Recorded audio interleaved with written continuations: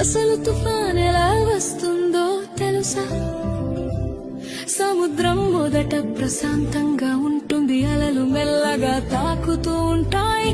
కానీ సూర్యుడు బాగా వేడెక్కితే సముద్రపు నీరు కూడా వేడిగా మారుతుంది. ఆ వేడి నీటి మీద ఉన్న గాలి కూడా వేడి అవుతుంది. పైకి ఎగురుతుంది, గాలి పైకి ఎగినప్పుడు కింద ఖాళీ అవుతుంది. అప్పుడు చుట్టుపక్కల చల్లని గాలి ఖాళీ నింపడానికి వస్తుంది. ఇలా గాలి ఎగరడం దిగడం మొదలవుతుంది. అలా తిరుగుతూ తిరుగుతూ ఒక పెద్ద చక్రంలా మారుతుంది.